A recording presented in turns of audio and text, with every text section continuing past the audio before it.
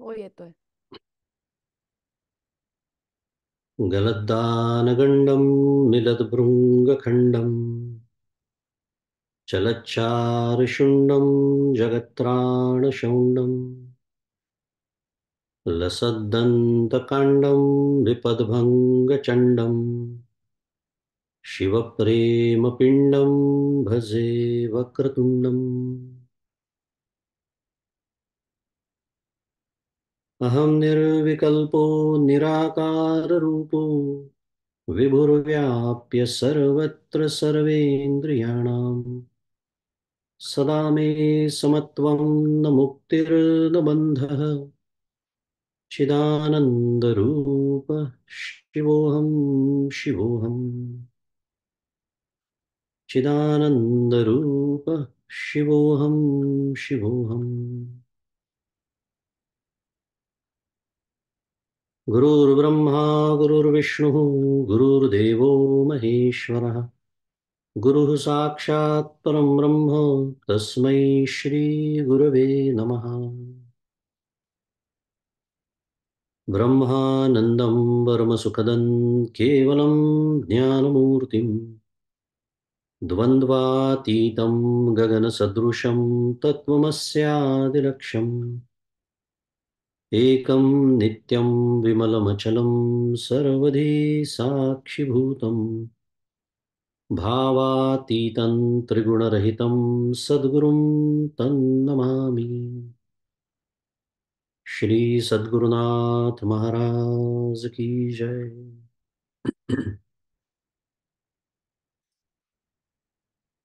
एक दोन मिनिटं आपण नामस्मरण करूया। जय जय रघुवीर समर्थ। श्री राम जय राम, जय जय राम। श्री राम जय राम, जय जय राम। श्री राम जय राम, जय जय राम। श्री राम जय राम, जय जय राम।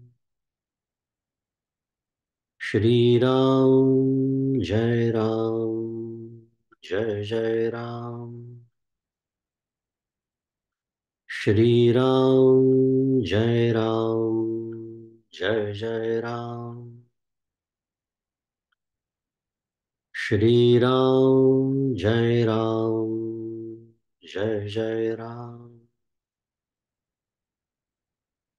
श्री राम जय राम, जय जय राम। श्री राम जय राम, जय जय राम। श्री राम जय राम, जय जय राम। श्री राम जय राम, जय जय राम। श्री राम जय राम, जय जय राम। श्री राम जय राम, जय जय राम।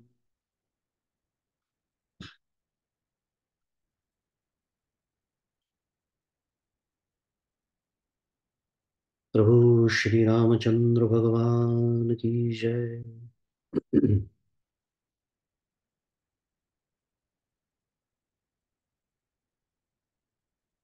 माझे सद्गुरू परमपूज्य डॉक्टर श्रीकृष्ण दत्तात्रय देशमुख उपाख्य डॉक्टर काका यांच्या श्रीचरणी शिरसाष्टांग वंदन करतो। परमपूज्य मंदाताई गंधे यांच्या चरणी शिरसाष्टांग वंदन करतो। आपल्या प्रवचनमालेचे दुसरे आचार्य पूज्य ज्योत्स्नाताई यांना वंदन। तुम्ही श्रोते जगदीश मूर्ती, तेथे माझी व्युत्पत्ती किती, बुद्धिहीन अल्पमती सलगी करीतो श्रीराम। तुम्हा सर्वांना सप्रेम अभिवादन।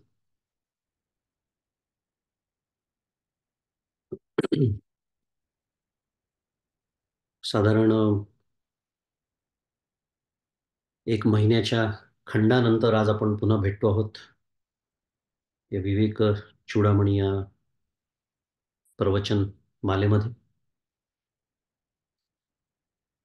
आपल्याला सगळ्यांना कल्पना आहेच, की मी भारतात गेलो होतो आणि भारतात अखंड प्रवास आणि इतरही काही कार्यक्रम त्याच्यामुळे हा दीर्घखंड पडला. पण असं जरी असलं तरी आपल्या सर्वांचा विवेक चूडामणी या ग्रंथाचा अभ्यास सुरू आहे आणि तो अभ्यास मागच्या वेळेला श्लोक क्रमांक 128 इथपर्यंत येऊन थांबला होता. मागच्या सोमवारी, मागील आठवड्यामध्ये 128 या श्लोकाचा अभ्यास आपण केला होता. मी वैयक्तिकरित्या ज्या श्लोकाचा विचार मागच्या वेळेला केला होता, तो श्लोक 110 क्रमांकाचा होता. साधारण त्याच्यानंतर 18 श्लोकांचा आपला अभ्यास झालेला आहे. 110 जो श्लोक होता तो अव्यक्त नामनी परमेश शक्ती इत्यादी मायेचं वर्णन करणारा फार सुंदर श्लोक तो होता. आणि पुढे श्लोक क्रमांक 112 पर्यंत मायेचं वर्णन करून झाल्यानंतर 110 मी जो म्हणालो मगाशी तिथपासून ते 112 पर्यंत मायेचं वर्णन करून झाल्यानंतर ज्याला आपल्याला माया कार्य असं म्हणता येईल, असं रजोगुण, तमोगुण, सत्वगुणाचं वर्णन आणि त्याचं निरूपण आपण श्लोक क्रमांक 121 पर्यंत अभ्यासलं होतं. पुढे श्लोक क्रमांक 122 ते 125 च्यामध्ये कारण शरीर किंवा कारण देह याचा विचार करण्यात आला. अगदी महत्त्वापासून तर आपल्या या स्थूल देहापर्यंत हे सर्व अनात्म आहे, असं आपण श्लोक क्रमांक 124 आणि 125 मध्ये आपण शिकलो. आणि मागील सोमवारी, मागच्या आठवड्यात मी जसं म्हणालो, श्लोक क्रमांक 126 ते श्लोक क्रमांक 128 पर्यंत आपण आत्म काय आहे याच्या विचाराला सुरुवात केलेली आहे. त्या विचाराला सुरुवात झालेली आहे. श्लोक क्रमांक, आता हा जो विचार आहे की आत्म काय आहे, हा जो विचार आहे, हा श्लोक क्रमांक साधारण 138 पर्यंत आपल्याला त्याचा विचार करायचा आहे, त्याचं विवेचन करायचं आहे, ते समजून घ्यायचं आहे. आपल्यापैकी अनेकांना कदाचित आचार्यांचं एक सुंदर स्तोत्र आहे, आत्मषटकम नावाचं. कदाचित पाठी असेल आपल्यापैकी अनेकांना. त्या श्लोकामध्ये किंवा त्या स्तोत्रामध्ये म्हणूया, जे वर्णन आचार्यांनी केलेलं आहे, सुंदर स्तोत्र आहे. म्हणजे नसेल पाठ तर अगदी पाठ करण्यासारखं स्तोत्र आहे. त्याची सुरुवातच मनोबुद्धी अहंकार चित्तानी नाहम याची सुरुवात आहे त्याची. न च श्रोत्र जिव्हे न च प्राण न च घ्राण नेत्रे वगैरे. म्हणजे मनोबुद्धी अहंकार आणि चित्त चारीचा उल्लेख केलेला आहे. मनोबुद्धी अहंकार चित्तानी नाहम न अहम न च श्रोत्र जिव्हे न च घ्राण नेत्रे.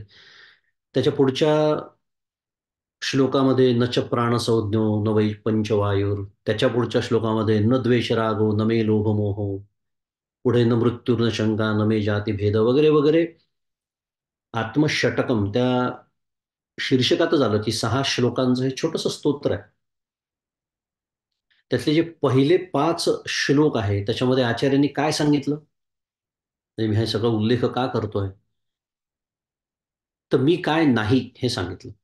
मी मन नाही, मी बुद्धी नाही, मी अहंकार नाही, मी चित्त नाही, मी माझी इंद्रिय नाही, श्रोत्र जिव्हे न च घ्राण नेत्रे, मी प्राण नाही वगैरे. थोडक्यामध्ये याचाच अर्थ आचार्यांनी त्या स्तोत्रामध्ये अनात्म काय त्याचं वर्णन केलेलं आहे पहिल्या 5 श्लोकांमध्ये. अनात्म काय काय आहे, ही जी सगळी संपूर्ण यादी आचार्यांनी त्या स्तोत्रामध्ये दिलेली आहे, ती सगळी अनात्म काय आहे आणि म्हणूनच आत्म काय नाही. अनात्म्याचा अर्थ ते जे आत्म नाही त्याला अनात्म असं म्हणतात. त्याचं वर्णन करून झाल्यानंतर आत्मतत्वाचं म्हणजे माझ्या खऱ्या स्वरूपाचं वर्णन करणारा शेवटचा श्लोक आचार्यांनी लिहिला, की जो श्लोक दरवेळेला सुरुवातीला आजही आपण तो म्हटला, अहम निर्विकल्पो निराकार रूपो. खूप छान स्तोत्र आहे. मला खूप आवडतं ते. कारण मी काय नाही हे 5 श्लोकांमध्ये सांगून झाल्यानंतर शेवटी मी काय आहे हे तर सांगायला हवं का नाही? नाहीतर मी काय आहे म्हणजे मी कोण आहे? माझं खरं स्वरूप काय आहे? हे आपल्याला कसं कळेल? तशीच रचना त्या स्तोत्राची आचार्यांनी केलेली आहे. आणि म्हणून अहम निर्विकल्पो निराकार रूपो. विभुर्व्याप्य सर्वत्र सर्वेंद्रियाणां वगैरे तो श्लोक आपण आत्ताच म्हटला सुरुवातीला. हे थोडक्यामध्ये आचार्यांनी अनात्म काय आहे याचं वर्णन केलं आणि नंतर आत्म काय आहे याचं वर्णन केलं. अगदी त्या पद्धतीने हे आचार्यांचंच हा ग्रंथ, आचार्य प्रणीतच हा ग्रंथ असल्यामुळे या ग्रंथामध्ये सुद्धा मी आत्ता जे सगळं श्लोकांचे जे गट तुम्हाला सांगितले, त्याच्यामध्ये सुरुवातीला अनात्म पदार्थांचं सविस्तर वर्णन करून झालं आणि आता आपल्याला आत्म काय आहे आणि त्याचा सामान्यत्वाने का होईना पण आपल्याला प्रत्यक्ष अनुभवाचा तो विषय कसा आहे, सगळ्यात महत्त्वाचा त्याचा पैलू तो आहे. नाहीतर नुसतं असं आपलं काय म्हणूया त्याला शुद्ध मराठीत थेरॉटिकल पुस्तकी अनात्म ह्याला अनात्म म्हणायचं, त्याला आत्मा म्हणायचं, असं वर्णन ते तर शिकायचंच आहे आपल्याला. तो परोक्ष ज्ञानाचा भाग आहेच. पण हे सगळं शिकता-शिकता कुठेतरी मनामध्ये ते काहीतरी माझ्यापासून दूर आहे, असं कुठेतरी मनामध्ये विचार रुजायला नको. कारण आत्म या शब्दामध्येच आत्म म्हणजे मी असाच त्याचा खरा अर्थ आहे. म्हणजे माझंच खरं स्वरूप काय आहे? आणि या दृष्टीने सामान्यत्वाने आपल्याला त्याचा प्रत्यक्ष अनुभव सुद्धा आहे. तो आपल्या अपरोक्ष ज्ञानाचा खरं म्हटलं तर विषय कसा आहे? याचं सुद्धा विवेचन आचार्य या पुढच्या काही श्लोकांमध्ये 138 मी जसं म्हणालो, करणार आहेत, करीत आहेत. विचार केला तर याच अर्थाने समर्थ सुद्धा म्हणतात. काय म्हणतात? आधी मिथ्या उभा राहावे, मग ते ओळखून सांडावे. पुढे सत्य ते स्वभावे, अंतरी बाणे. फार सुंदर ओवी येते, की आधी मिथ्या उभं राहावे. का बरं आधी मिथ्या का उभं राहावं? कारण जर ते ओळखून सांडावे म्हणजे जर ते सांडायचंच आहे, सांडायचं आहे तर ते सोडूनच द्यायचं आहे, तर त्याची मांडणी तरी का करावी? असा एक येऊ शकतो विचार मनामध्ये. काय असतं जेव्हा एखादी अतिसूक्ष्म गोष्ट असते. आता समजा एखादा तारा आपल्याला आकाशात दाखवायचा रात्रीच्या वेळेला कोणाला तरी. आपण पूर्वीच्या काळी आपल्याला अनुभव असेल, रात्रीच्या वेळेला अंगणामध्ये आपण झोपायचो किंवा बाहेर बसायचो तेव्हा नक्षत्र आपण बघायचो तेव्हा होते ते दिवस एकेकाळी असं व्हायचे अशा गोष्टी. आज आपण आता सगळं ते स्क्रीनवरती बघतो कॉम्प्युटरच्या. तर तेव्हा आपल्या भावाला, बहिणीला, मित्राला ते दाखवताना आपण काय म्हणतो त्याला दिसायचं नाही. कितीही आपण दाखवण्याचं की "अरे हा बघ, अरे हा समोर, इथे" असं म्हटलं तरी त्याला तो दिसायचा नाही. मग आपण काय करायचो, "एक काम कर, ही जी झाडाची फांदी दिसते का तुला? त्या फांदीच्या टोकाला पहा." असं म्हटलं की त्याला तो लगेच तारा सापडायचा. म्हणजे काय? शुद्ध मराठीमध्ये आपण त्याला एक रेफरन्स पॉइंट द्यायचो. म्हणजे दुसऱ्या भाषेमध्ये जे अतिसूक्ष्म असतं, ते दाखवण्यासाठी दुसऱ्या एखाद्या स्थूल गोष्टी किंवा स्थूल वस्तू खूण म्हणून दाखवावी लागते. अगदी त्याप्रमाणे प्रथम मिथ्या किंवा अनात्म पदार्थांची मांडणी करून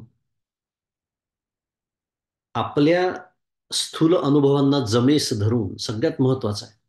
कारण एकदम सूक्ष्माचं वर्णन जर सुरू केलं तर आपल्याला ते कळणारच नाही. कारण अखंड स्थूलामध्ये जगणारे आपण, अखंड स्थूलामध्ये व्याप्त असलेली आपली बुद्धी, अखंड विखुरलेली बुद्धी अनात्म्यामध्ये. फार हे महत्त्वाचे शब्द आहेत सगळे. अखंड आणि त्याचा आपण विचार आजच्या विषयाच्या संदर्भात होणारच आहे पुढे, की आपली बुद्धी जी आहे ती अखंड विखुरलेलीच आहे, पसरलेली आहे, व्यापलेली आहे. कशामध्ये? अनात्म्यामध्ये. आणि इतकं नानात्व, इतकं भेद आणि इतकं त्याचं सत्यत्व घट्ट माझ्या बुद्धीमध्ये असताना अचानक मला जर एखादी सूक्ष्म गोष्ट दाखवण्याचा प्रयत्न शास्त्रकारांनी केला, तर ते आपल्याला कळत नाही. आणि म्हणून कल्पना करू आपण, की आचार्य त्यांच्यासमोर तो सत्शिष्य बसलेला आहे आणि त्याला या ग्रंथाच्या माध्यमातून ज्ञान प्रदान करतायत. आणि त्या संगतीप्रमाणे हा आपल्याला विचार करायचा. नाहीतर आपण म्हणाल, की "अरे, माझ्याकडे तर बाकी अनेक ग्रंथ आहे. मी सूक्ष्मत्वाचा अभ्यासाला सुरुवातही केली आहे. माझं त्याचं वाचनही झालं आहे." असा विचार करून नाही चालत. पूर्वीच्या काळी जी ज्ञानदानाची पद्धत होती, त्याच्यामध्ये पहिले स्थूल काय आहे त्याचं वर्णन केलं आणि आपले जे स्थूल अनुभव आहेत, त्यांना जमेस धरून मग ते सोडण्याचा उपदेश आहे. आणि असं जर जमलं, तर ते अनात्म दूर सारता आलं आपल्याला, अगदी शास्त्रीय भाषेत बोलायचं झालं, तर त्या मागचं जे आत्मस्वरूप आहे, ती जी सत्य वस्तू या असत्य असत्य म्हणता येत नाही, त्याला मिथ्या म्हणतात. पण या मिथ्या सर्व जगताच्या मागे असलेली जी सत्य वस्तू, तिचा बुद्धीमध्ये मग सहजच निश्चय होतो. पुढे सत्य ते स्वभावे अंतरी बाणे. अगदी दृष्टांत द्यायचा झाला तर जणू किडाळ गेल्यानंतर जसं शुद्ध सोनं उरतं त्याप्रमाणे. माऊलींचा अतिशय आवडता दृष्टांत आहे हा. अनेक ठिकाणी येतो ज्ञानेश्वरीमध्ये. त्याचे अनेक खूप छान पैलू आहेत. ते आत्ता बघायला नको आहे आपल्याला. पण जसं त्या सोनं आपणच खरं अशुद्ध करतो, कारण दागिने करायचे असतात म्हणून. पण त्यातलं जे किडाळ, ती अशुद्धता काढल्यानंतर जसं शुद्ध सोनं उरतं, तसं हे अनात्म पदार्थ जेव्हा मी बाजूला सारतो आणि हे जे बाजूला सारणं आहे, ते अर्थातच आपल्या सर्वांना कल्पना आहेच, की ते विचारांनी बाजूला सारायचे. प्रत्यक्षात बाजूला सारता येत नाहीतच. अंतःकरणातून बाजूला सारायचे आहे आणि हे जेव्हा पूर्णतः बाजूला सारल्या जातात, मग जे काही उरतं, ते जे आत्मतत्व, ते शुद्ध सोन्यासारखं आत्मतत्व असतं. असा हा सुंदर काय म्हणूया एक विषय मी थोडंसं थोडंसं मागे गेलो उजळणीच्या निमित्ताने. पण हे जे एक श्लोकांचे गट आहेत, आपण नेमके कुठे आहोत? आपण करतो ना कधी-कधी गाडी चालवताना Google मॅप्स, तो आपल्याला दाखवत असतो रस्ता. पण आपल्याला कधी-कधी आपण काय करतो, झूम आउट करतो. कशासाठी? की नेमके आपण कुठे आहोत? कोणत्या भागामध्ये आहोत? अजून कुठे जायचं आहे आपल्याला? पश्चिमेकडे जायचं आहे, उत्तरेकडे जायचं आहे. तसं आपण थोडंसं झूम आउट केलं, की हे जे गट आहेत श्लोकांचे आणि ते सगळं वर्णन करून झालं. मायेचं निरूपण झालं, माया कार्याचं निरूपण झालं. अनात्म्याचे सगळं वर्णन केल्यानंतर आपण आता आत्म काय आहे, हे समजून घेतो आहोत आणि त्याची सुरुवात मागच्या आठवड्यामध्ये झालेली आहे. त्यामुळे मी जसं मगाशी म्हणालो 126 क्रमांकाच्या या श्लोकापासूनच आत्मनिरूपणाला सुरुवात झाली आणि हा जो आपला आता चालू विषय आहे, त्याला आपण आत्मनिरूपण म्हणूया. त्याचा पुढचा श्लोक जो आपल्या आजच्या अभ्यासाचा विषय आहे, तो आहे श्लोक क्रमांक 129. तो श्लोक मी वाचतो. त्याचा पदच्छेद आपण बघू, अन्वय बघूया आणि विचार करूया, समजून घेण्याचा प्रयत्न करूया. 129 क्रमांकाचा श्लोक पुन्हा एकदा आजच्या अभ्यासाचा विषय. यः पश्यति स्वयं सर्वं यं न पश्यति कश्चन यश्चेतयति बुद्ध्यादि न तद्यं चेतयत्ययम्. असा एक फार सुंदर श्लोक आपल्यासमोर आहे. सोपं आहे तसं. संस्कृती समजायला सोपं आहे. यः पश्यति स्वयं सर्वं. हा त्याचा पदच्छेद आहे. यः पश्यति स्वयं सर्वं यं न पश्यति कश्चन यः चेतयति बुद्ध्यादि. पदच्छेद याच्यासाठी वाचायचा असतो, की अर्धा अर्थ तिथेच समजायला लागतो आपल्याला, शब्दांचा अर्थ. शब्दातील अर्थ आपल्याला बघायचाच आहे.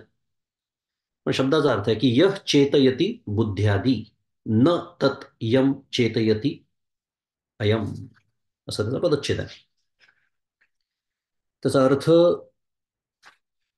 इथे दिलेला आहे, की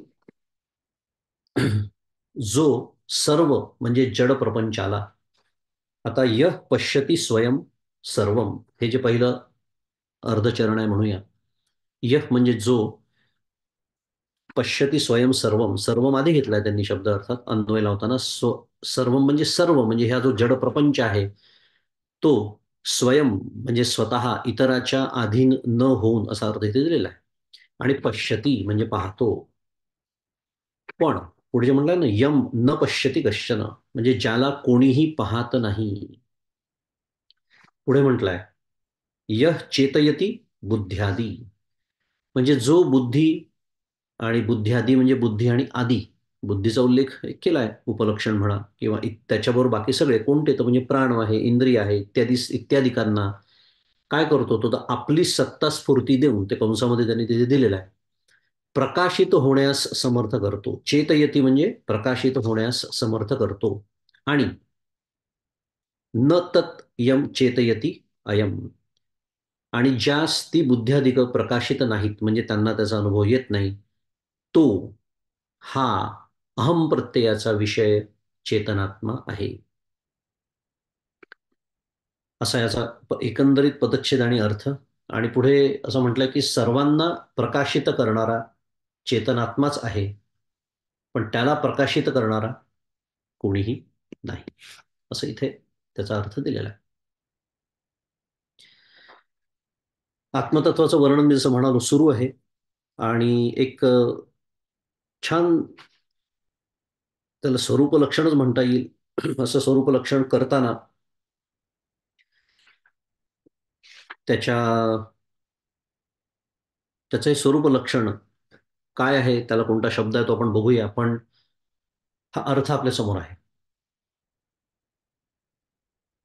हे जे आत्मतत्वाचं वर्णन आहे किंवा ब्रह्मतत्वाचं वर्णन आहे, ते वर्णन म्हणजे स्वरूप लक्षण आणि तटस्थ लक्षण हे प्रकार आपल्याला सगळ्यांना माहिती आहे, सगळेजण अभ्यासक आहेत. नसेल माहिती तर यथावकाश कधीतरी येईल त्याचं स्पष्टीकरण. पण स्वरूप लक्षण सुद्धा अनेक पद्धतीने करता येतं, म्हणजे अनेक लक्षणं जे सांगता येतात, त्यातलं कुठल्या लक्षणाचं वर्णन हे सुरू आहे असा जर विचार केला, तर सर्व प्रकाशकत्व असं त्याला म्हणता येईल. म्हणजे हे जे आत्मतत्व आहे किंवा ब्रह्मतत्व आहे, त्याच्या सर्व प्रकाशकत्वाचं वर्णन करताना मुंडूक उपनिषदामध्ये पण एक श्लोक येतो, प्रसिद्ध श्लोक आहे, आपल्यापैकी अनेकांना पाठी असेल तो. त्याला श्रुती म्हणायचं.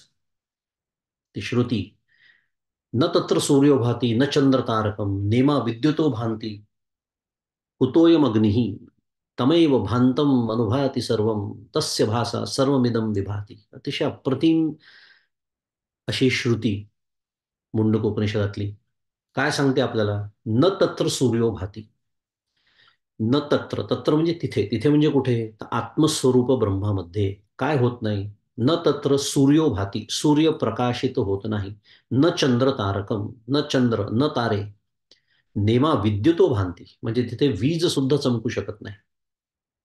आणि मग पुढे प्रश्न विचारलाय कुतोयम अग्निही, तिथे अग्नीचा काय पाडावा लागणार आहे, इतके मोठमोठे चंद्रतारे सुद्धा तिथे प्रकाशित होऊ शकत नाही, तिथे अग्नीचा काय संबंध. आणि पुढे म्हणतात आहे आपल्याला आत्ताच्या श्लोकाशी अ, संबंध असलेलं दुसरं चरण जास्त महत्वाचं आहे, की काय तमेव भांतम, तम एव भांतम अनुभाती सर्वम, की त्याच्या प्रकाशित होण्याने सर्व काही प्रकाशित होते, अनुभाती सर्वम, आणि हे सर्व त्याच्याच प्रकाशाने प्रकाशित होत आहे, तस्य भासा सर्वम इदम विभाती, असा त्याचा अर्थ. सावकाश आपण थोडं समजून घेऊया, कारण प्रकाशित होणं, प्रकाशन करणं हे शब्द बऱ्याच वेळा परमार्थामध्ये येतात. त्याचा नेमका अर्थ कधी-कधी आपल्याला माहिती नसतो, किंवा माहिती असतो तो थोडासा व्यवहारातला अर्थ माहिती असतो. पण त्याचाही थोडासा इथे संबंध आहे. आता उदाहरणार्थ आपण एखादा ग्रंथ आहे, तो ग्रंथ प्रकाशित करतात. बरोबर? शब्द आपण ऐकला असेल. ग्रंथाचं प्रकाशन झालं. छान शब्द आहे. व्यवहारामध्ये हा शब्द वापरतात. काय अर्थ आहे नेमका त्याचा विचार केला तर? ग्रंथाचं प्रकाशन झालं. याचा अर्थ काय आहे, की तो ग्रंथ आता सर्वांच्या ज्ञानासाठी, सर्वांच्या वाचनासाठी, सर्वांच्या अनुभवासाठी खुला झालेला आहे. म्हणून त्याला म्हणायचं ग्रंथाचं प्रकाशन झालं. कारण तोपर्यंत तो ग्रंथ अगदी व्यावहारिक साध्या भाषेमध्ये उपलब्ध नसतो. आपल्यासाठी तो उपलब्ध नसतो. ग्रंथ प्रत्यक्षात उपलब्ध असेल, पण आपल्यासाठी तो उपलब्ध नसतो, कारण त्याचं प्रकाशन व्हायचं आहे. अगदी त्या अर्थाने प्रकाशन हा जेव्हा शब्द येतो किंवा प्रकाशन करणे, प्रकाशित होणे, हे जे शब्द परमार्थामध्ये येतात त्याचा अर्थ ज्ञान होणे असा होतो. जाणीव त्याला पाहिजे तर अजून एक त्याला आपण शब्द लावू शकतो. एक त्याचा एक वेगळा पैलू या दृष्टीने. त्याच्यामुळे हे जे आत्मतत्वाचं वर्णन सुरू आहे, की आपण आता जे सगळं बघितलं, की तो सर्व जड प्रपंचाला स्वतः पाहतो. पण त्याला कोणीही पाहू शकत नाही किंवा बुद्धी, प्राण, इंद्रिय इत्यादींना तो सत्ता स्फूर्तीने प्रकाशित होण्यास समर्थ करतो. हे जे सगळं वर्णन आपण बघतो आहोत, त्याच्यासाठी ही श्रुती मी सांगितली. त्यामुळे प्रकाशित होणे हा शब्द आपण समजून घेतोय, कारण हा वारंवार शब्द इथे येणार आहे आणि ज्ञान होणे असा त्याचा अर्थ आहे. जेव्हा आपल्याला कुठल्याही एखाद्या गोष्टीचं ज्ञान होतं, आता इथे अर्थातच त्रिपुटीसह असलेलं ज्ञान आपण बोलतो आहोत. तेही सावकाश आपण समजून घेणार आहोत. पण डोळ्याच्या माध्यमातून होणारं ज्ञान, कानाच्या माध्यमातून, स्पर्श करून, गंध वगैरे, वगैरे जे पंच ज्ञानेंद्रियांनी होणारं जे ज्ञान आहे आपल्याला, अगदी शास्त्रीय भाषेत आत्ताची भाषा जर लावून घ्यायची झाली तर, हे जे प्रकाशन होतं, एखाद्या विषयाचं डोळ्याच्या माध्यमातून झालेलं प्रकाशन म्हणजे काय? साध्या भाषेमध्ये अगदी मला डोळ्याच्या माध्यमातून ज्ञान झालं. त्याच्याहून साध्या भाषेमध्ये मला डोळ्यांनी वस्तू दिसली. पण म्हणजे काका नेहमी म्हणतात, की शास्त्राची मांडणी ही शास्त्रासारखीच करावी लागते. पण त्याच्यामध्ये गमतीचा भाग म्हणजे कोणाला काही समजू नये अशी व्यवस्था. पण तो गमतीचा विषय. शास्त्र शास्त्रासारखंच मांडावं लागतं आणि ते तसंच मांडलं गेलंही पाहिजे. It has to be precise. मग ते मला कळतं का हा विषय नाही. मला कळत नसेल तर डॉक्टर काका जसं म्हणतात, की माझी बुद्धी, माझं डोकं त्या पातळीवर कसं नेता येईल याचा प्रयत्न मी केला पाहिजे. पण तरीसुद्धा साध्या भाषेतही आपल्याला समजून घेता येतं, की डोळ्यांनी मला बघून दिसतं, कानांनी मला ऐकून कळतं, डोळ्यांनी बघून कळतं, स्पर्श करून कळतं, वास घेऊन कळतं. मी आता मुद्दाम भाषा थोडी बदलतोय. कारण हे जे कळणं इज, पुन्हा शुद्ध मराठीत, कॉमन डिनॉमिनेटर. कारण या 5ही ज्ञानेंद्रियांनी मग त्यांच्या त्यांचे जे विषय आहेत, कारण डोळ्यांचा विषय काय आहे? रूप. हा डोळ्याचा विषय आहे. डोळ्याला फक्त रूपच कळू शकतं. डोळ्यांनी वास नाही येऊ शकत. नाकाला दिसत नाही, पण नाकाला वास येतो साध्या भाषेमध्ये. हे त्यांचे त्यांचे विषय आहेत. पण त्यांचे त्यांचे विषय जरी असले, तरी शेवटी काय होतं? कळतं. मग कळतं म्हणजे काय होतं? प्रकाशित होतं. तेच तर आपल्याला शिकायचं आहे. प्रकाशित होणं हा जो शब्द आहे, की नाहीतर काय होतंय, थोडंसं संदिग्धता राहून जाते विचारांमध्ये. आपण जेव्हा हे सगळे श्लोक वाचतो, वाचून पुढे जातो, कारण प्रकाशन किंवा प्रकाशित होणं हे काही म्हणजे आपण काही न ऐकलेले शब्द नसतात. पण त्याचा नेमका अर्थ काय आहे परमार्थामध्ये, ते समजून घ्यायचं आहे. त्यामुळे कळतं आपल्याला, या पंच ज्ञानेंद्रियांनी कळतं. आणि हे जे कळणं आहे, ते कोणामुळे शक्य आहे? तेच आपण शिकतो आहोत, की त्याला जी सत्ता स्फूर्ती जो शब्द वापरलेला आहे, त्या सत्ता स्फूर्तीमुळे काय होतं, तर बुद्धी, प्राण, इंद्रिय यांना, हे जे आपल्या इंद्रियांबद्दल आपण आता बोललो, डोळ्यांना रूप नावाचा जो त्याचा विषय आहे, म्हणजे साध्या भाषेत पुन्हा एकदा, डोळ्यांनी मला बघून कळतं, कानाने ऐकून कळतं, हे कळण्याचं जे सामर्थ्य आहे, ते त्याच्यामुळे आहे. त्याच्यामुळे म्हणजे आत्मतत्वामुळे आहे, जे आपल्या सर्वांच्या हृदयामध्ये आहे. तैसा हृदयामध्ये मी रामू असता सर्व सुखाचा. मग असा प्रश्न निर्माण होऊ शकतो, की त्याच्यामुळे हे प्रकाशनाचं सामर्थ्य या इंद्रियांना प्राप्त होतं म्हणूया, अंतःकरणाला प्राप्त होतं म्हणूया, वगैरे, वगैरे, बुद्ध्यादी असा शब्द इथे वापरलेला आहे. मग त्याला जे प्रकाशत्वाचं सामर्थ्य आहे, ते अजून कोणामुळे प्राप्त झालं आहे का? असा येऊ शकतो प्रश्न डोळ्यासमोर, मनामध्ये येऊ शकतो. हे ठीक आहे, कळलं. या अंतःकरणाला, बुद्धीला जे ज्ञान होण्याचं सामर्थ्य, साध्या भाषेत बोलूया, प्रकाशनाचं सामर्थ्य आत्ताच्या भाषेत, हे जर आत्मतत्वामुळे असेल, हे जर त्या ब्रह्मतत्वामुळे असेल, तर मग त्यालाही जे प्रकाशनाचं सामर्थ्य आहे, ते दुसऱ्या कोणामुळे आहे का? अशी शंका येऊ नये म्हणून या श्लोकामध्ये काय शब्द वापरला आहे? यः पश्यति स्वयं सर्वम्. इथे त्याचा अर्थ थोडा वेगळा केलाय, की स्वतः, स्वयं म्हणजे स्वतः, इतरांच्या अधीन न होता. कारण काय होतं, हे वाचल्याबरोबर मनामध्ये काय विचार येतो माहिती आहे का? की आत्मा जो आहे आपल्या हृदयामध्ये, अंतःकरणामध्ये, तो पाहतो का हो? तो ऐकतो का? आपल्याला माहिती आहे, तो एक फार वेगळा विषय आहे. आपण जाता जाता उल्लेख त्याचा, एक साक्षी भाष्य नावाचा एक शब्द आहे, तो आपण समजून घेऊया या सगळ्या संदर्भामध्ये कधीतरी. पण तो पाहत नाही, कारण आत्म्याला ज्ञान होत नाही, हे वाक्य आपण अनेक वेळा ऐकलेलं आहे. ब्रह्माला ज्ञान होत नाही, आत्म्याला ज्ञान होत नाही, कारण आत्मा आणि ब्रह्म हेच ज्ञानरूप आहेत. आणि ते ज्ञानरूप आहेत म्हणून ही होणारी ज्ञानं होतात. ते असणारं ज्ञान आहे. परमपूज्य काकांनी त्याला अतिशय छान आणि सोपे शब्द आपल्याला दिलेले आहेत, की हे असणारं ज्ञान आहे म्हणून ही होणारी ज्ञानं होतात. म्हणजे मी काय सांगण्याचा प्रयत्न करतोय, की या श्लोकामध्ये जो स्वयं शब्द आला आहे, त्या शब्दाचा खरा अर्थ स्वयंप्रकाश असा आहे. म्हणजे इथे जे म्हटलंय ना, की इतरांच्या अधीन न होता. मनात असा विचार येऊ शकतो, मी जसं मगाशी म्हणालो, की डोळ्यांचं साह्य नसेल तर तो कसा बघेल? कानाचं साह्य नसेल तर तो कसा ऐकेल? असा त्याचा अर्थ नाहीये. त्याचा अर्थ हा आहे, की तो जसा प्रकाशन करण्याचं सामर्थ्य इतरांना देतो, तसं त्याला कोणाचं सामर्थ्य आहे का? नाही, तर तो स्वतःच स्वयंप्रकाश आहे. ब्रह्मतत्व हे स्वयंप्रकाश आहे आणि ते सोडून इतर सर्व परप्रकाशित आहे. तर ह्याला स्वयंप्रकाश म्हटल्यानंतर आपल्या डोळ्यासमोर म्हणजे आपल्या अजून एक शब्द पुढे येतो, काय? परप्रकाशित. आपल्या व्यवहाराच्या भाषेत बोलायचं झालं तर व्यवहाराच्या मर्यादेमध्ये बोलतोय मी आता, की सूर्य स्वयंप्रकाश आहे आणि चंद्र परप्रकाशित आहे. समजायला सोपं झालं. मी फक्त विज्ञानाच्या आणि व्यवहाराच्या मर्यादेमध्ये बोलतोय.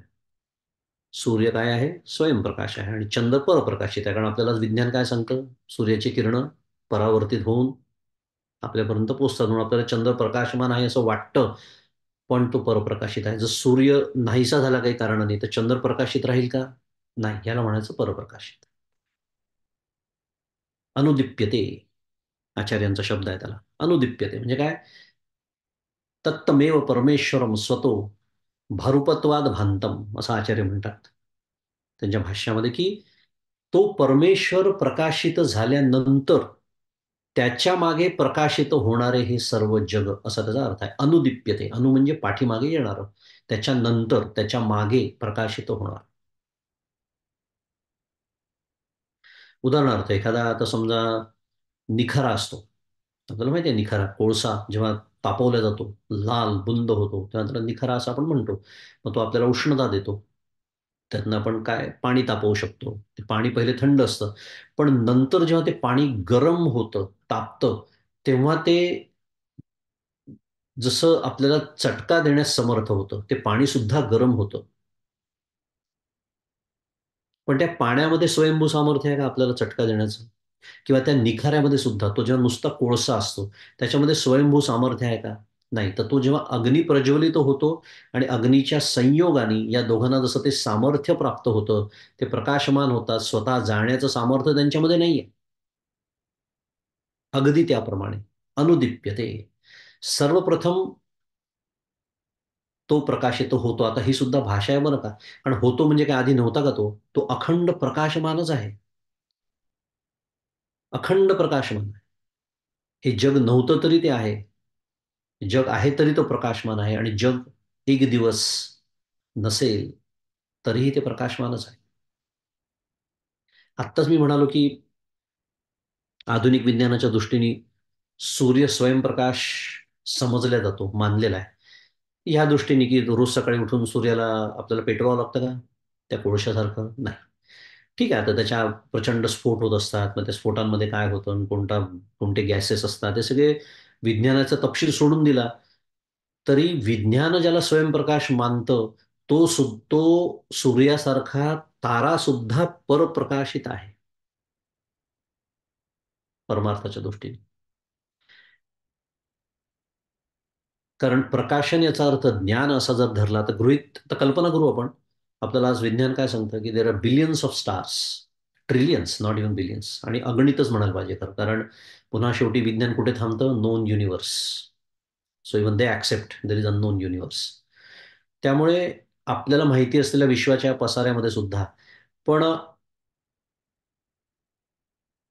परप्रकाशी त्या दृष्टीने आपल्याला त्या ताऱ्यांचं ज्ञान आहे का? कारण आपल्यापर्यंत आपण त्यांच्यापर्यंत पोहोचू शकत नाही, ते आपल्यापर्यंत पोहोचू शकत नाही. म्हणजे आपल्या ज्ञानाच्या टप्प्यामध्ये ते नाही, या दृष्टीने ते परप्रकाशितच आहेत. मी जसं म्हणालो, की ती वैज्ञानिक प्रक्रिया सोडून द्यायची आपल्याला. त्या दृष्टीने विचार नाही करायचा. प्रकाशन म्हणजे जर ज्ञान असा अर्थ होत असेल आणि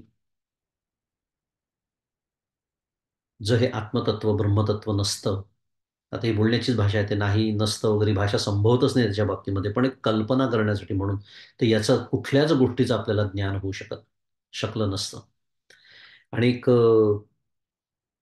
वेदांताचा सिद्धांत आहे, की जे परप्रकाशित असतं, ते दुसऱ्याला प्रकाशित करू शकत नाही. त्याचं सामर्थ्य त्याच्याकडे नसतं. त्यामुळे सूर्य विज्ञानाच्या दृष्टीने जरी स्वयंप्रकाश असला त्या मर्यादेमध्ये, तरी तो काय करतो फार तर फार, त्याच्या प्रकाशामध्ये आपल्याला डोळ्यांनी वस्तू दिसतात. एवढंच काम तो करू शकतो. पण तो परमार्थाप्रमाणे परप्रकाशित असल्यामुळे खरं ज्ञान जे होतं, म्हणजे डोळ्यांनी बघून जे ज्ञान होतं, म्हणजे मगाशी मी जे शब्द वापरले, आपल्याला जे कळतं, ते कळणंच तर सगळ्यात महत्वाचं आहे. मग ते डोळ्यांनी बघून कळतं का कानाने ऐकून कळतं, हा तपशिलाचा विषय झाला. पण ते कळणं जे आहे, ते आत्मतत्व जे आपल्या सर्वांच्या हृदयामध्ये आहे, त्याच्यामुळे शक्य होतं. ब्रह्मतत्व. तर ब्रह्मतत्वाचं वर्णनच करतात. यत् तद् ज्योतिषाम ज्योती. फार सुंदर वर्णन आहे हे सुद्धा. ज्योतीची ज्योती. वर्णन आपल्या सगळ्यांना माहिती आहे. कानाचा कान, मनाचं मन, बुद्धीची बुद्धी वगैरे, प्राणाचा प्राण. थोडक्यामध्ये ज्याच्या आधारावरती या श्लोकाचा जर आपण पुन्हा एकदा बघायचं म्हटलं तर यः चेतयती,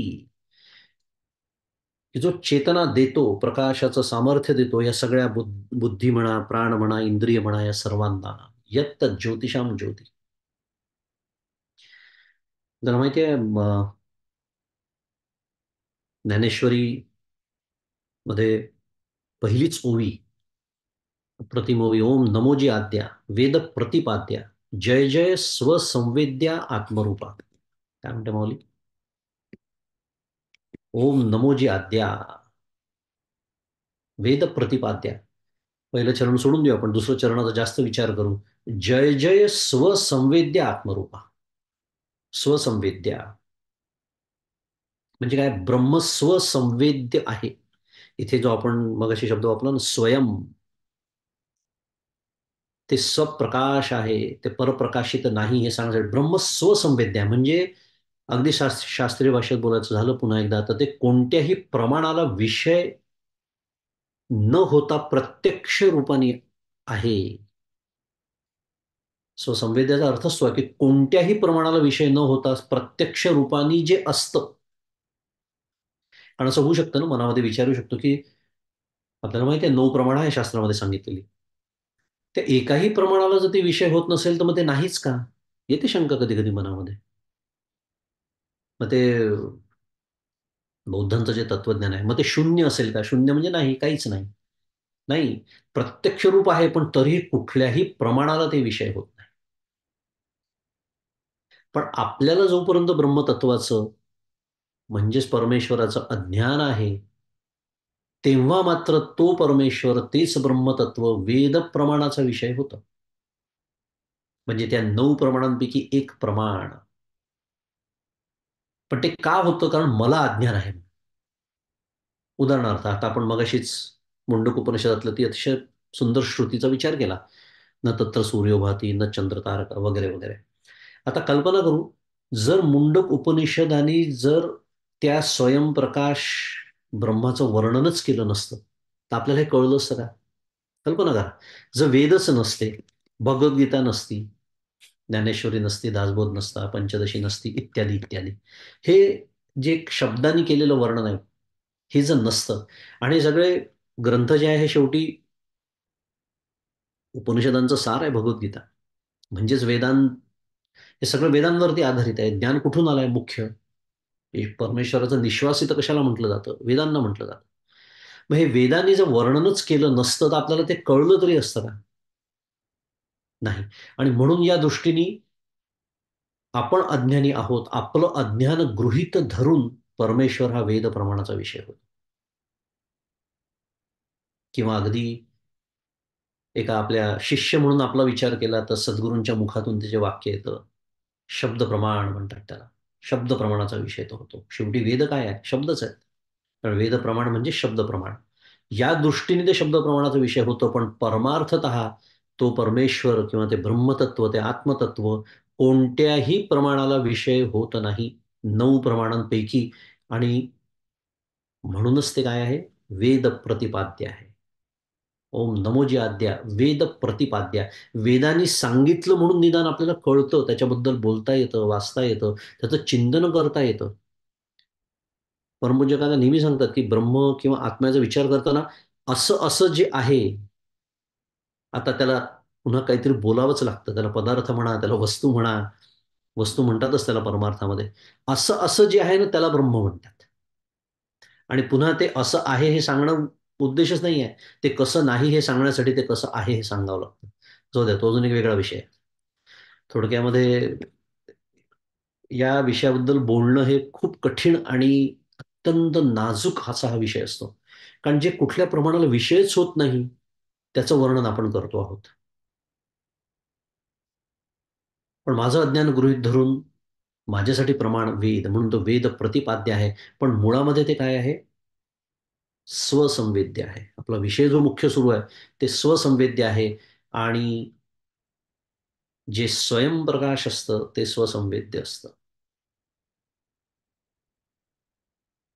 आता जो हे जे ब्रह्म, जो आत्मा म्हणूया आता, कधी-कधी तुमच्या लक्षात आलं असेल मी बोलता-बोलता 2-3 शब्द आलटून-पालटून वापरतोय. कधी मी त्याला ब्रह्म म्हणतोय, कधी आत्मा म्हणतोय, कधी परमेश्वर सुद्धा म्हणतोय. काही बिघडत नाहीये त्यानी. पण या देहाच्या सापेक्षतेने ब्रह्मतत्वाला आत्मा म्हणतात. जाता-जाता पुन्हा एकदा, कारण अनेक वेळा माझा अनुभव असा आहे, की आत्मा शब्द ऐकल्यावर जर शास्त्राचा अभ्यास नसेल आणि व्हॉट्सॲप युनिव्हर्सिटीचा खूप अभ्यास झाला असेल, तर फार भयानक विचार लोकांच्या डोक्यात असतात. फार विचित्र अर्थ लोकं आत्मा या शब्दाचा लावतात. म्हणून कधी-कधी वेळोवेळी आठवण करून द्यावी लागते, की ब्रह्मतत्व जे संपूर्ण जगामध्ये व्याप्त आहे चराचरामध्ये, त्याला फक्त या देहाच्या सापेक्षतेने आत्मा असं म्हणतात, बाकी काहीही फरक नाही. जसं आकाश, माझ्याजवळ एक मडकं आहे म्हणून मी त्या मडक्यातल्या आकाशाला घटाकाश म्हणतो. हा व्यवहार त्या घटामुळे होतोय, अदरवाईज आकाशात काही फरक आहे? आकाश तेच आहे, एकच आहे. तसं या देहाच्या सापेक्षतेने ब्रह्माला आत्मा असं म्हणतात. थोडंसं स्पष्टीकरण, कारण मी हे शब्द मुद्दामून वापरतोय आलटून-पालटून. मुद्दा, या देहाच्या सापेक्षतेने ब्रह्मतत्वाला आत्मा म्हणतात. आणि बुद्धी, प्राण, इंद्रिय हे जे इत्यादी जे आहेत, ते तो आत्मा आपल्या सत्ता स्फूर्तीने प्रकाशित करतो. म्हणजे त्याला काय करतो? त्या बुद्धीला तो कार्यप्रवण करतो. कार्यप्रवण, तिला कार्य करण्यास ती समर्थ होते. त्याला परमपूज्य काकांनी एक छान शब्द वापरलाय, ॲक्टिव्हेट. ती बुद्धी ॲक्टिव्हेट होते. ॲक्टिव्हेट शब्द आपल्याला चांगला कळतो. इलेक्ट्रिक करंट मिळाला की काय होतं? हे दिवे, पंखा काय होतात? ॲक्टिव्हेट होतात. चिदाभास ही संकल्पना आपण मागच्या वेळेला बघितली आहे, शिकलो आहे.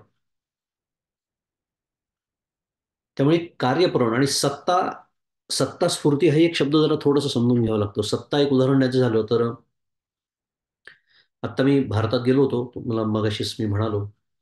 ते चौकामध्ये एक मोठा चौक होता आणि तिथे एक ट्रॅफिक पोलीस उभा होता. आणि तो शिट्टी वाजवत होता. म्हणजे एका छोट्याशा शिट्टीवरती त्याचा कारभार सुरू होता. त्याने शिट्टी वाजवली की लोकं थांबत होते. खरंच थांबत होते. मी भारतात बघितलं, म्हणजे प्रगती होते. आणि शिट्टी मारली की लोकं निघत होते. आता विचार जर केला ना, कल्पना करू आपण. एक एवढीशी शिट्टी आहे त्याच्याजवळ फक्त.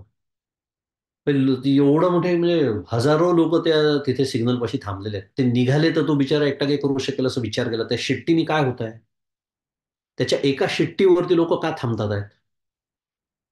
किंवा शिट्टी नसेल, अमेरिकेत आपण एखादा सिग्नल, रेड सिग्नल. रेड म्हणजे काय? जाऊ शकता तुम्ही. म्हटलं तर माझी कार मी पुढे नेऊ शकतो. आपण का थांबतो?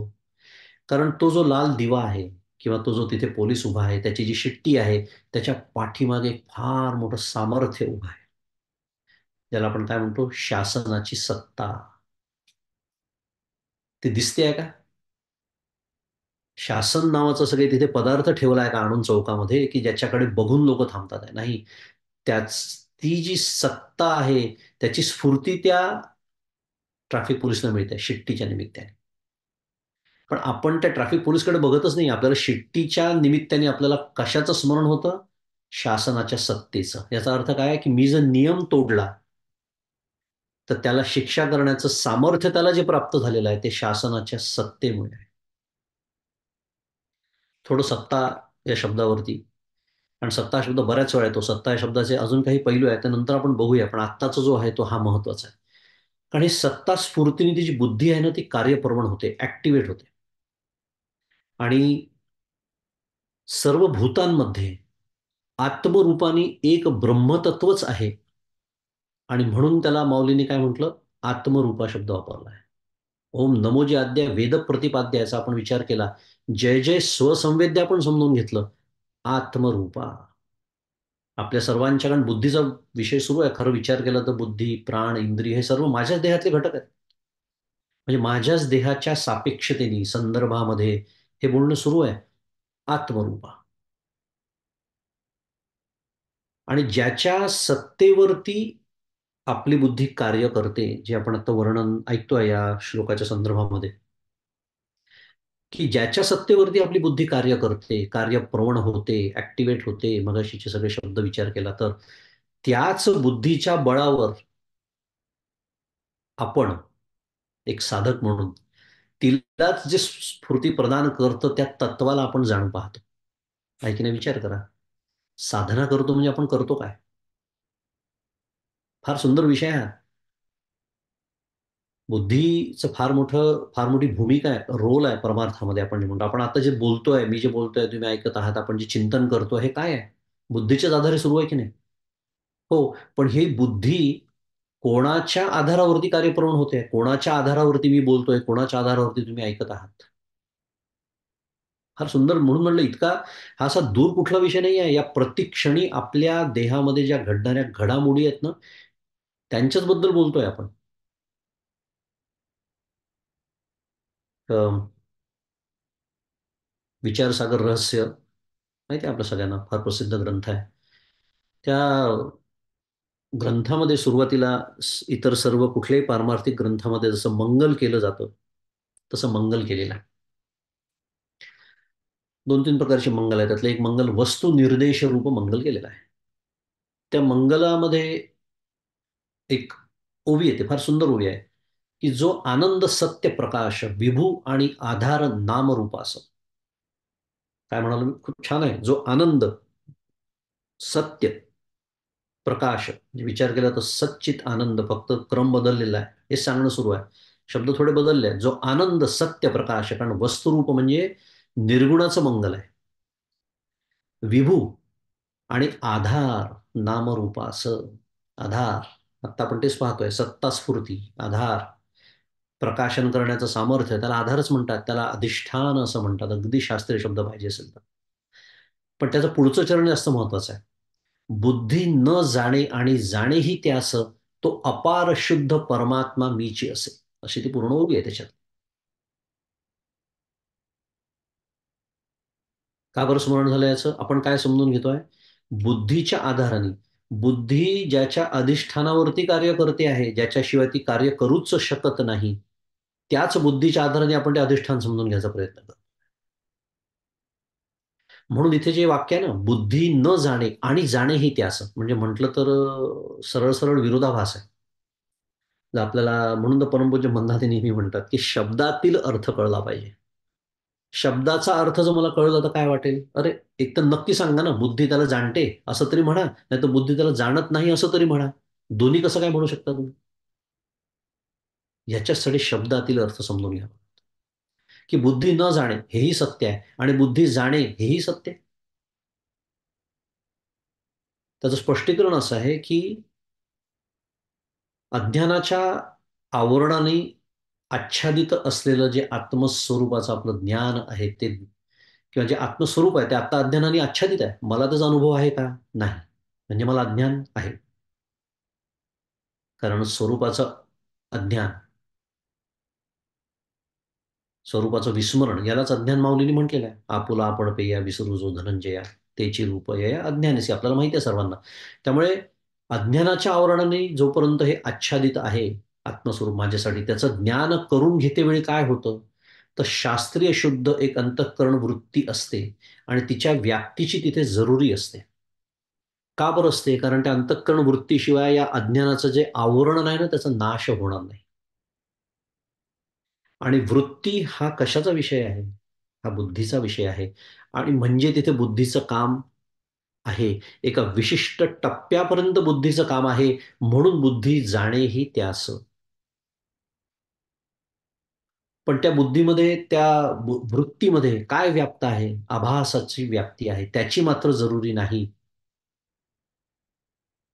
आणि बुद्धी आणि वृत्ती निवृत्त होणं अत्यंत गरजेचं आहे. एक थोडं कठीण झालं असेल तर त्याला एक छान दृष्टांत आहे, की समजा एक कसा दिवा लावलाय, अशी पणती लावली आहे समजा. वेदांतातलाच दृष्टांत आहे तो. आणि त्याच्यावर एक असं मडकं घातलंय किंवा टोपलं घालून ठेवलंय. त्यामुळे दिवा तेवत आहे हे मला कळत नाही आहे, अंधार आहे. आता मला दिवा बघायचा आहे, तर मी काय करणं अपेक्षित आहे? त्याच्यावरचं जे आवरण आहे, म्हणजे काही मडकं आहे, टोपलं आहे म्हणा, ते बाजूला करणं एवढंच अपेक्षित आहे. ते बाजूला केल्यानंतर मला दुसरा दिवा आणावा लागतो का तो दिवा पाहण्यासाठी?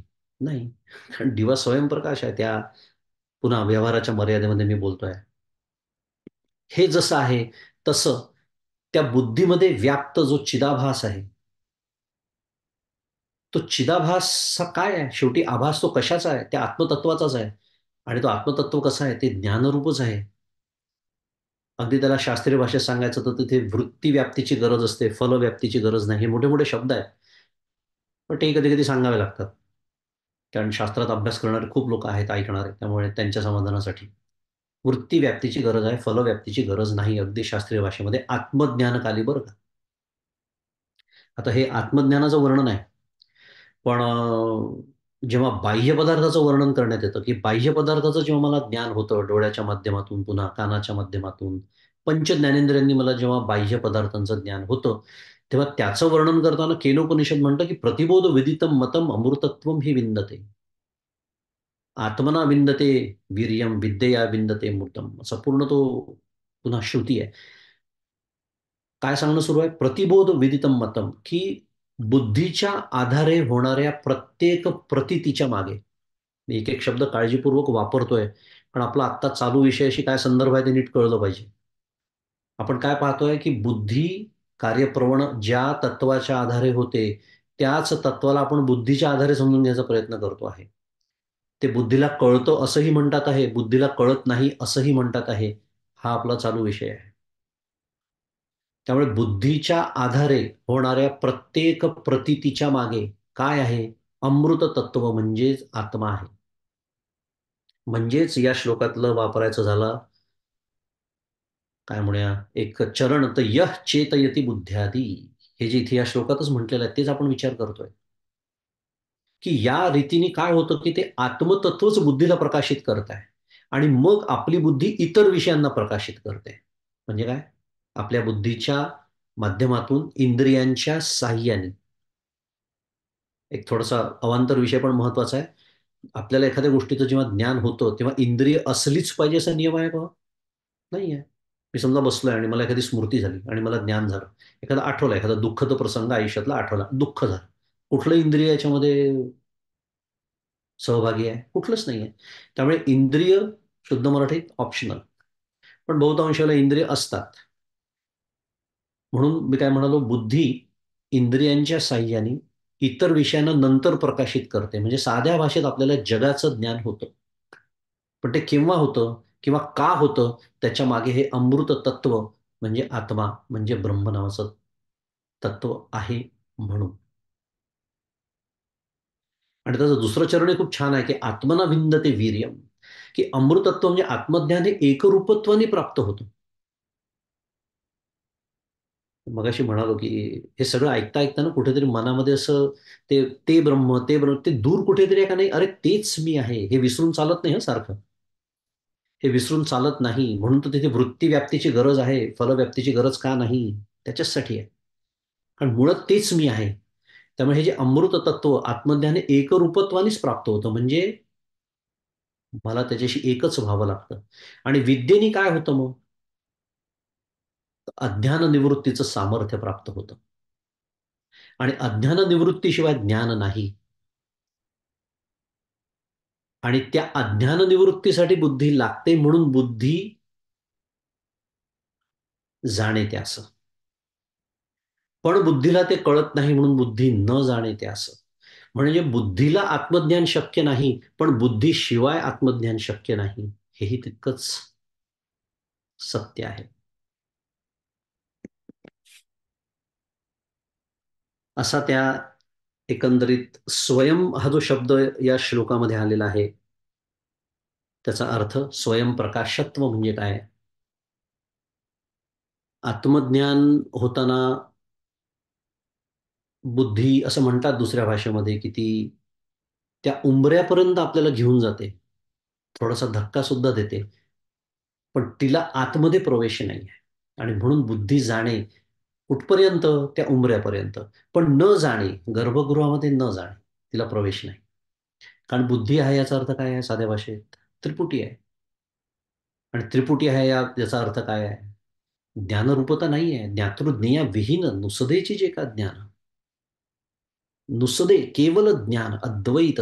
कारण जोपर्यंत बुद्धी आहे तोपर्यंत द्वैत आहे. पण ते द्वैत जे आहे ते संवादी द्वैत आहे, ते तिथपर्यंत मला घेऊन जाणार आहे.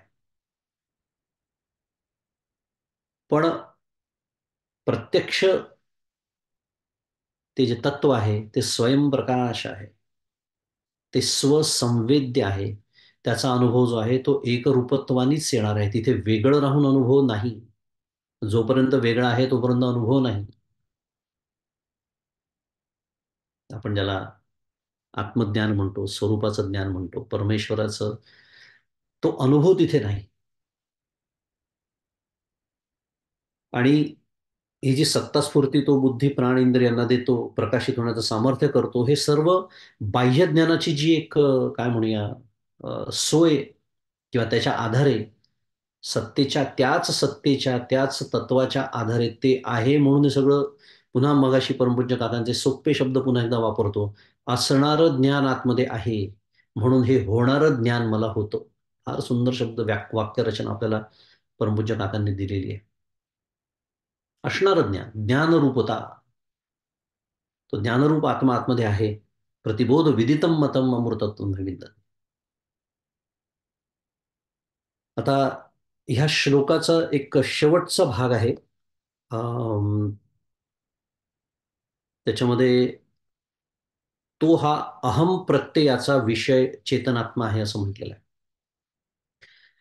आणि हे जे अहम प्रत्यय आहे हा पण खूप सुंदर विषय आहे, खूप महत्वाचा विषय आहे. कारण मगाशी मी थोडासा उल्लेख त्याचा केलाच, की हे सगळं वर्णन ऐकताना स्वरूप लक्षण सुद्धा जरी असलं तरी कुठेतरी पुन्हा ऐकता ऐकता ऐकता आपल्याला जी एक सवय लागलेली आहे, की कारण आपण ज्ञान करून घेण्याचा प्रयत्न करतोय.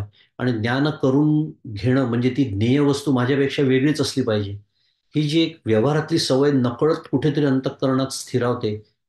तिला मधनं मधनं स्मरण करून द्यावं लागतं, की मी ज्या तत्वाबद्दल आत्ता बोलतोय, ज्या तत्वाचा अभ्यास करतोय, जे समजून घ्यायचा प्रयत्न करतोय, तेच मी आहे. हे नित्यप्राप्ताचीच प्राप्ती आहे. आणि हा आशय व्यक्त करणारं हे जे वाक्य आहे, की हा अहम प्रत्ययाचा विषय चेतनात्मा आहे. हे जे वाक्य आहे हे जणू काही ध्रुवपद असल्यासारखं आहे इतर काही श्लोकांचं. पुढच्या प्रत्येक श्लोकामध्ये, अनेक श्लोकांमध्ये, 3-4 श्लोकांमध्ये ते वाक्य येतं. आज आपली वेळ झालेली आहे. त्यामुळे हे जे ध्रुवपद आहे, याचा विचार आपण पुढच्या सत्रामध्ये करूया. कारण बऱ्याचशा श्लोकांमध्ये ते एक ध्रुवपदासारखं ते वाक्य येणार आहे. आणि एक छान संगती मी जे शिकतोय त्याचं आणि माझं जे प्रत्यक्ष स्वरूप आहे त्याची संगती लावणारा तो विषय आहे. तर त्याचा विचार आपण पुढच्या सत्रात करू. आणि आजचं हे चिंतन पुष्प सद्गुरूंच्या चरणी अर्पण करू. श्री सद्गुरुनाथ महाराज की जय.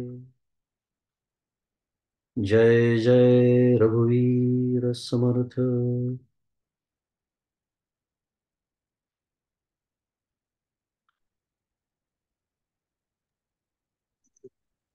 खूप छान मंगेश दादा, तुम्हाला पुन्हा एकदा नमस्कार. छान शाश्वत मीचा जो विचार आहे तो खूप सूक्ष्म आहे, त्याच्यासाठी तुम्ही छान सुरुवातीला आढावा घेतला. अशाश्वत जे जे आहे, सारासार विवेक कसा आहे. तुमची ती संकल्पना खूप आवडली, झूम आउट करून विचार करायची. कारण की तसं वारंवार झूम आउट झूम इन करायला लागतं ह्या पूर्ण तत्वांना गवसणी घालायला. कारण की ते पूर्णपणे कळत नाही तर. आणि दुसरी छोटी मी बडी बात म्हणतो मी, झूम आउट म्हणून आठवलं. मी प्रत्येक मीटिंगच्या साधारण 15 मिनिटं आधी मी रिमाइंडर पाठवतो की 15 मिनिटांनी प्रवचन सुरू होणार आहे. त्याचे दोन हेतू असतात. एक म्हणजे तुमचे ज्या कामात तुम्ही व्यस्त असता ते काम तुम्ही उरकून प्रवचनाला तयार व्हावं. आणि दुसरा हेतू जो मंगेश दादांनी आता झूम आउट बद्दल सांगितला, की आधी जे श्लोक झाले आहेत ते थोडे आपण विचार करून मग प्रवचनाला बसावा, असा दुसरा हेतू असतो त्याचा. म्हणून ऍटलिस्ट माझ्या वैयक्तिक तयारीसाठी प्रत्येक प्रवचनासाठी मी तो पाठवतो. पण कुणाला प्रश्न असतील तर आता अनम्यूट करून विचारावे. खूप छान विषय येऊन गेलाय.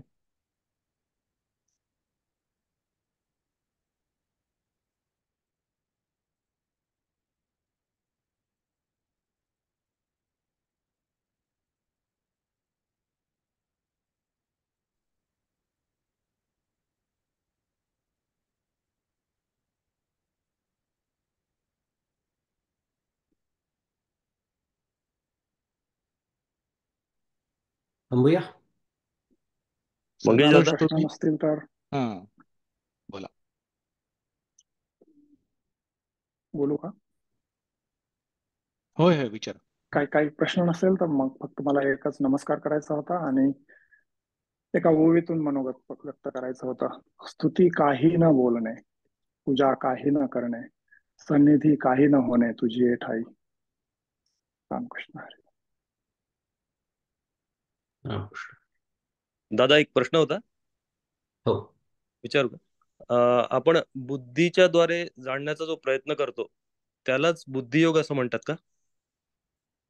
ब्रह्मतत्वाला जाणण्याचा जो प्रयत्न करतो आपण, त्याला बुद्धियोग म्हणतात का? काही प्रमाणात म्हणू शकतो एका दृष्टीने.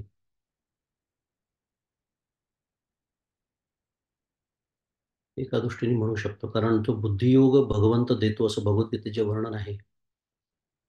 म्हणजे कसं की त्याचं जे ज्ञान आहे त्याला बुद्धियोग नाही म्हणता येत, कारण हे परोक्ष ज्ञान आहे. आता समजा भक्ती, आता भक्ती मार्गामध्ये अत्यंत प्रेम असतं पहा परमेश्वराचं. म्हणजे अगदी थोडं स्पष्ट बोलायचं झालं तर आपल्याला हे जे सगळं मारामाऱ्या कराव्या लागतात साध्या भाषेमध्ये, हे खूप समजून घ्यावं लागतं बुद्धीच्या पातळीवरती, कारण आपल्याला प्रश्न फार पडतात. आपल्याला सगळ्या गोष्टी समजून घ्यायच्या असतात. पण ज्याला परमेश्वराचं प्रेम आहे त्याला इतक्या भानगडी कराव्याच लागत नाही. इतकं प्रेम त्याला असतं. पण असं जरी असलं तरी भगवंतांनी म्हटलं की त्याला मी बुद्धियोग देतो. म्हणजे त्या बुद्धियोगाची गरज आहे थोडक्यात. तर तिथे बुद्धियोग देतो म्हणजे मग परमेश्वर काही ज्ञान करून देतो का त्यांना? म्हणजे हे काय आपण काय म्हणू त्याला, परोक्ष ज्ञान देतो का? असा त्याचा अर्थ नाही, असं मला म्हणायचं.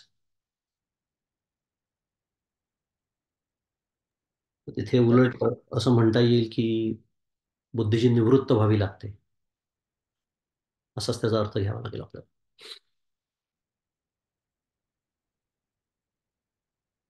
म्हणजे अज्ञान निवृत्ती ज्याला म्हणता येईल साध्या भाषेमध्ये, कारण जसं मगाशी आपण म्हणालो अज्ञान निवृत्त झाल्याशिवाय ज्ञान नाहीये. आणि अज्ञान निवृत्त होण्यासाठी जे काही लागतं ते तो भगवंत त्यांना देतो, त्या भक्ताला देतो, असा त्याचा अर्थ. Okay, thank you. नमस्कार मंगेश दादा. काय होतं प्रश्न विचारू?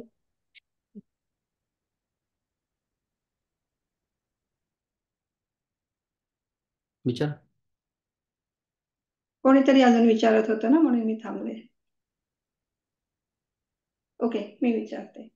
तर मला असं म्हणजे जस्ट समजायचं होतं की बुद्धीनेच आपल्याला ते आत्मतत्व जाणून घ्यायच्या एका टप्प्यापर्यंत पोहोचायचंय.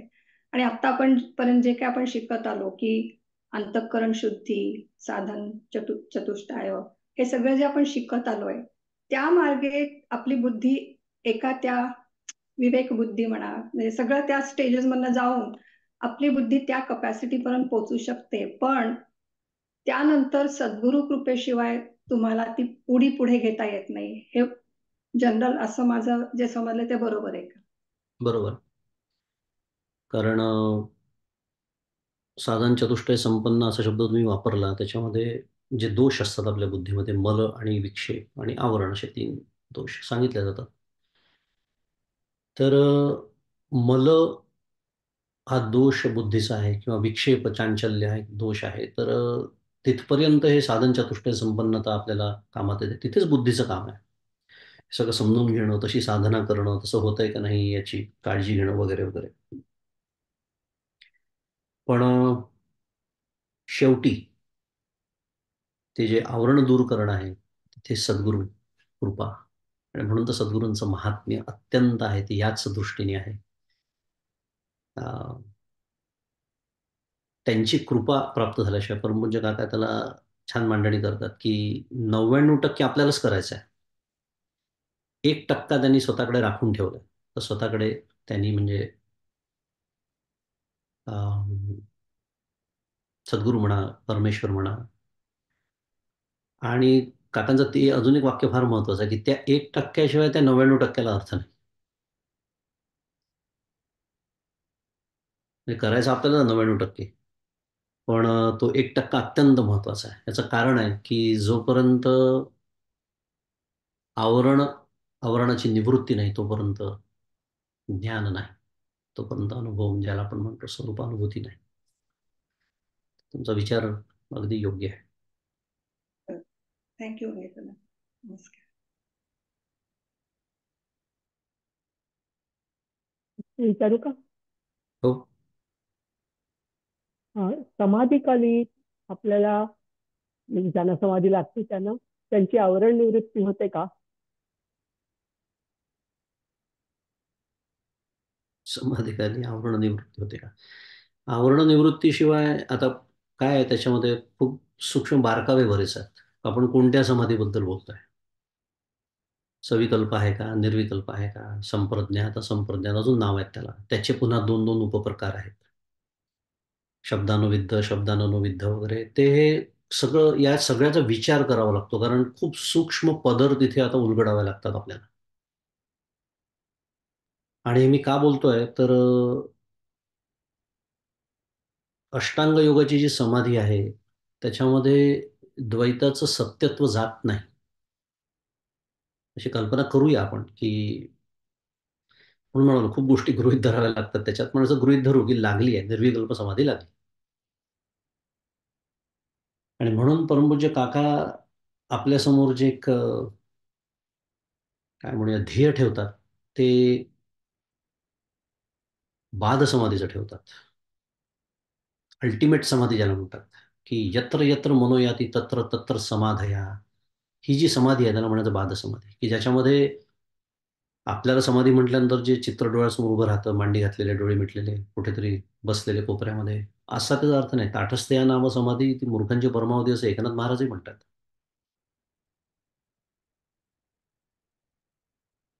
त्यामुळे तुमचा जो मूळ प्रश्न आहे की तिथे आवरण निवृत्ती होते का, तर कुठल्या प्रकारची समाधी आहे याचा खूप विचार त्याच्यामध्ये करावा लागेल. पण अंतिम समाधी लागली असं गृहीत धरू तर आवरण निवृत्ती झालेली असलीच पाहिजे, त्याच्याशिवाय समाधी लागली असं म्हणताच येत नाही. आणि समाधी हा मराठी स्त्रीलिंगी शब्द आहे, संस्कृतमध्ये पुल्लिंगी शब्द आहे. समाधी लागला असं म्हणतात.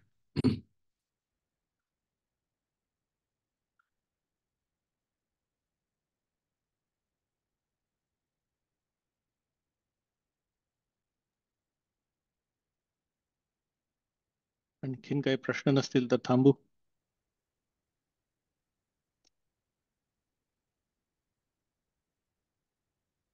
चालेल. चालेल, ठीक आहे. शेवटचा श्लोक येतो.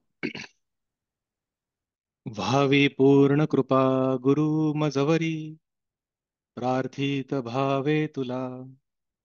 वारी सर्व अरिष्ट नेऊनिलया संमोह जो वाढला अज्ञानांधजनासी मुक्त करुणी शांतीपदी बैसवी विनती हीच असे न मागत तुझे भक्ती तुझी ही हवी श्री सद्गुरुनाथ महाराज की जय. जय श्रीराम.